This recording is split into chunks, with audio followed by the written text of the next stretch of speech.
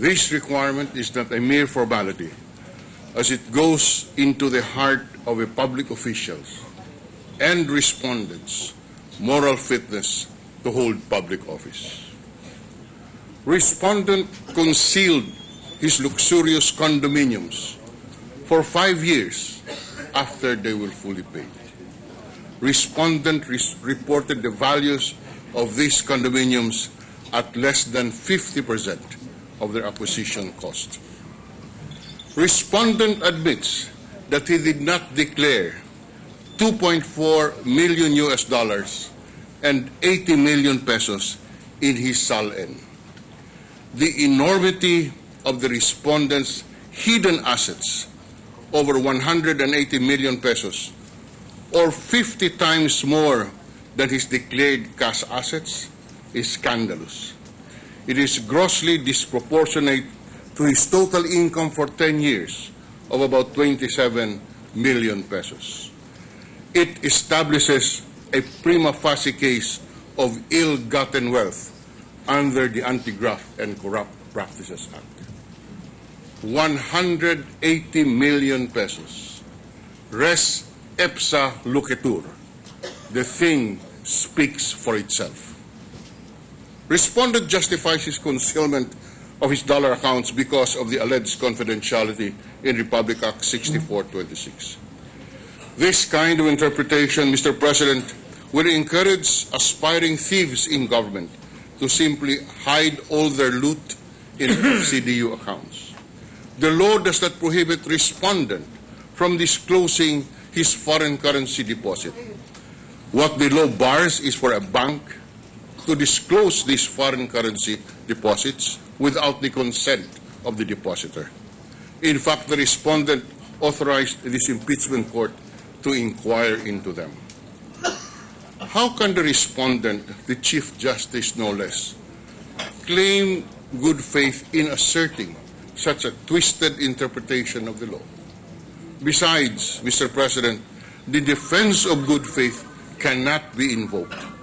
The punishable act of non-reporting of assets in one's SALN is mala prohibita, where good faith is immaterial.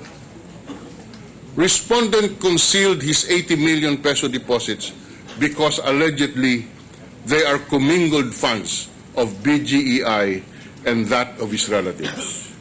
Respondent presented no evidence to substantiate his claims. If BGEI funds are held in trust, respondent must report such funds as assets and enter the corresponding liabilities in his SALN. He did not. He cannot claim good faith. He was the manager of SGV's tax department. The Supreme Court dismissed Delsa Flores, a lowly court interpreter, for not reporting in her SALN her stall in a public market. The Chief Justice must be held to a much higher standard. Those who dispense justice must conform to the highest standards of professional integrity and personal honesty. Chief Justice Corona knowingly, deliberately, and with malice aforethought filed inaccurate and false SALNs to conceal his enormous wealth.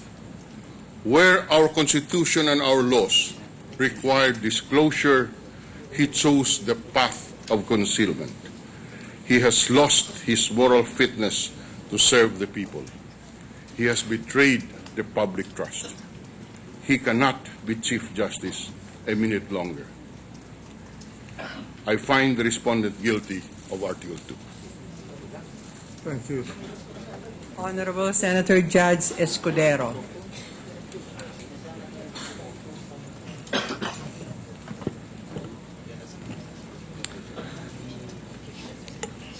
It is written, "Do not judge lest you be judged, for the measure you measure with will be measured back to you."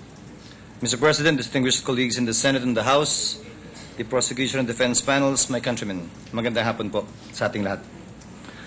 While I do not approve of the manner and way by which the House of Representatives initiated, proceeded, and handled this impeachment, when they filed the complaint for impeachment before the Senate, the House, in the exercise of its constitutional mandate, in the exercise of its wisdom,